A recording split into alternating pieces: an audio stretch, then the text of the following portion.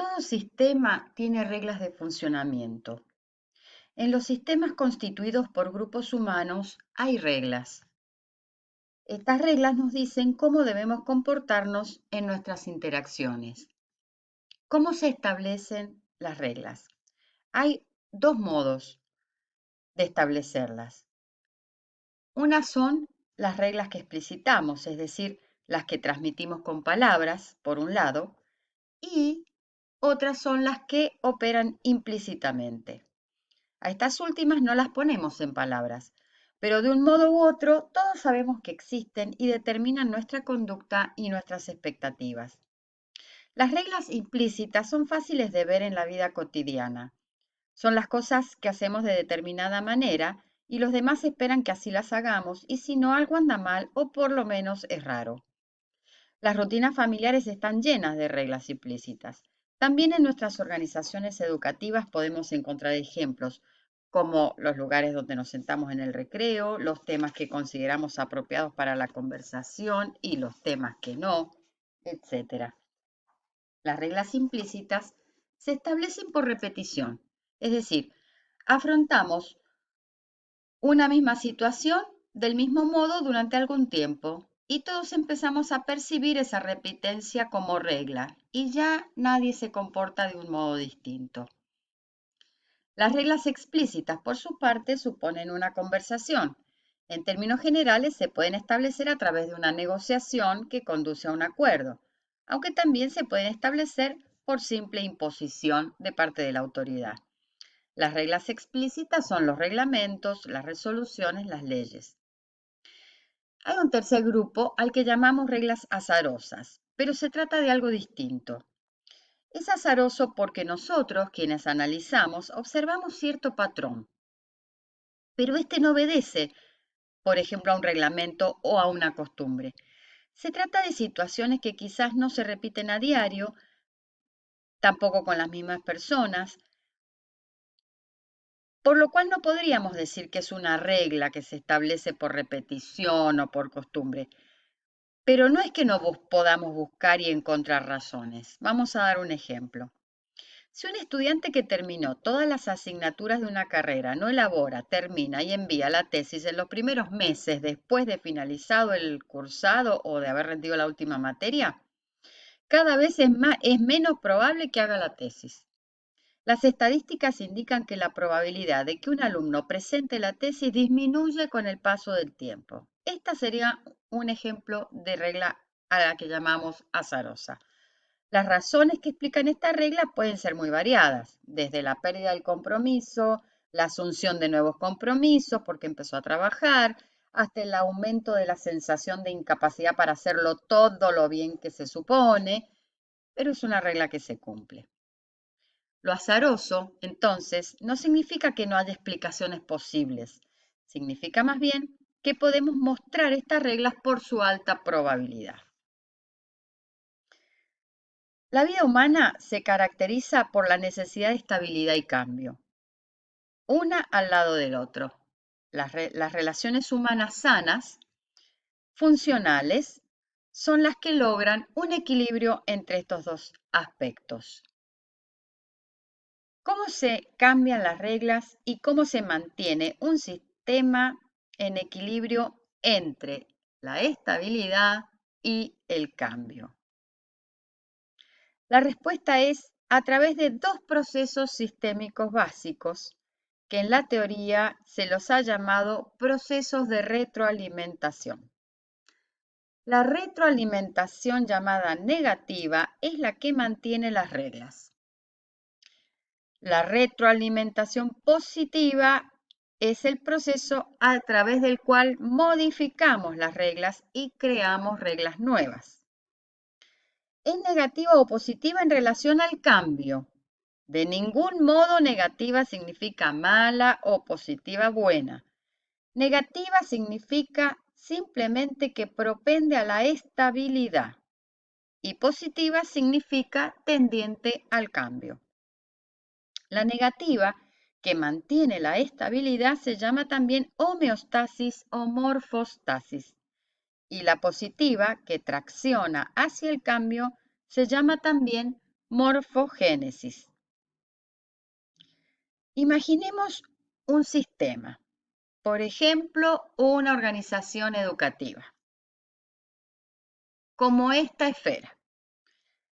La esfera, el sistema, está en equilibrio dinámico. Siempre hay ciertas tensiones internas,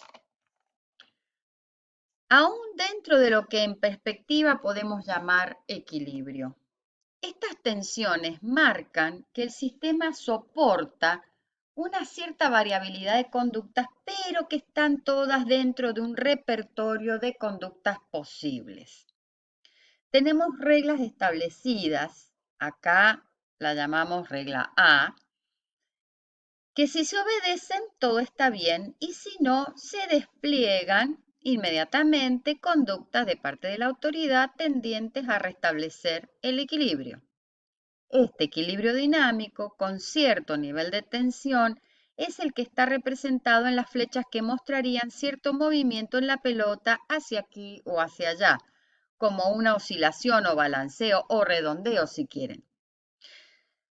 Pero sin que por ello realmente cambie de lugar. Por ejemplo, el alumno rinde un examen, demuestra que logró los objetivos, aprueba el examen. No demuestra haber logrado los objetivos, no aprueba. Se podrá enojar, podrá protestar, pero bueno, simplemente debe estudiar mejor y rendir otra vez. Los docentes debemos entregar nuestros programas en un plazo determinado. Si lo hacemos, todo está bien. Si no lo hacemos, la autoridad nos llama la atención y terminamos pactando una breve extensión de ese plazo y finalmente entregamos. A veces, por alguna razón, se propone una desviación que pretende mover el sistema hacia un nuevo punto de equilibrio.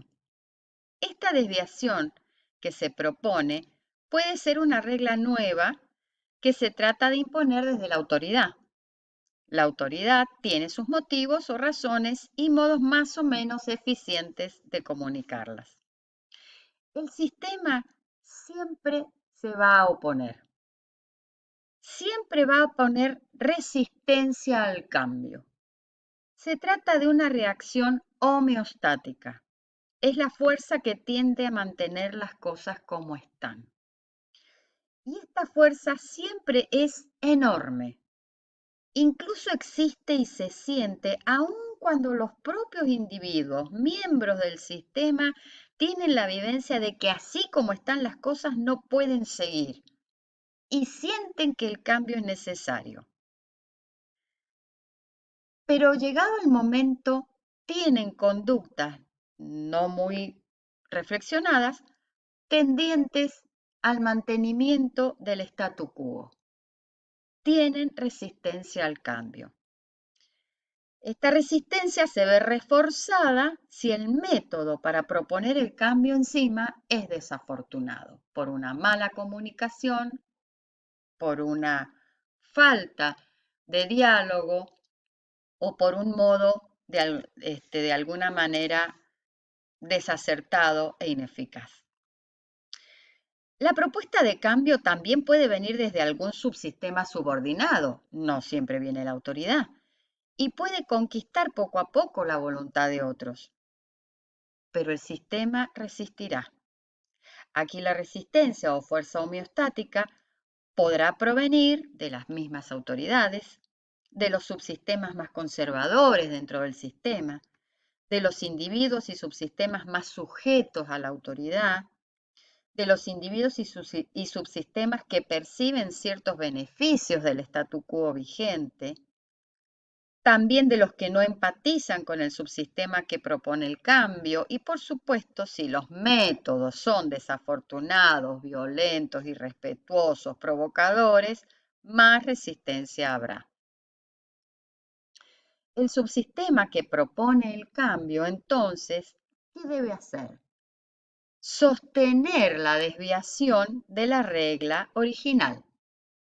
Esto es, debe poner en práctica acciones concretas tendientes a reforzar, a sostener, a ampliar la desviación de la regla original propuesta y establecer la nueva regla que lleva al cambio.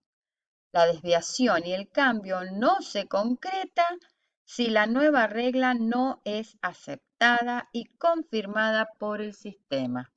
Recién ahí se puede decir que hubo un cambio, una morfogénesis, una retroalimentación positiva de parte del sistema.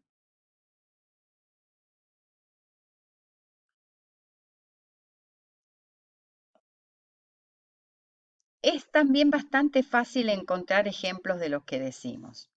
En nuestra Mendoza hubo un momento de bastante resistencia de parte del sistema social a la entonces nueva regla que dice que no se debe fumar en espacios cerrados. Algunos lo recuerdan.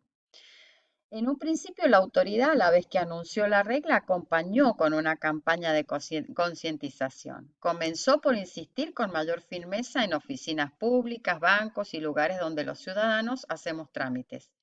Luego implicó a los responsables de los establecimientos de esparcimiento como teatros, cines, restaurantes y cafeterías. Poco a poco la ciudadanía aceptó y adoptó el cambio, lo confirmó con su conducta y hoy está muy mal visto por toda la sociedad que alguien tenga la desconsideración de fumar en un lugar cerrado, incluyendo las casas particulares. La teoría general de los sistemas es la base teórica por excelencia de los métodos colaborativos de resolución de conflictos, porque mira el conjunto y las relaciones y se enfoca en las interacciones y dinámicas relacionales mucho más que en los elementos aislados. Se enfoca más en la relación que en los polos de la relación. A partir de ella es que analizamos las situaciones conflictivas, propuestas de cambio versus resistencia al cambio, modos desafortunados de proponer cambios, modos eficaces, rigidez del sistema o de algún subsistema, permeabilidad o cerrazón respecto del macrosistema, respuestas homeostáticas cuando se necesitan respuestas morfogenéticas o viceversa, respuestas morfogenéticas cuando en realidad se necesitan solo respuestas homeostáticas. También, entonces, desde la teoría general de los sistemas, podemos analizar la necesidad de reaccionar frente a una ruptura del equilibrio para volver al equilibrio perturbado o bien la necesidad de salir de un equilibrio que solo refuerza ineficiencia y malestar para generar y proponer cambios con estrategias comunicacionales eficaces.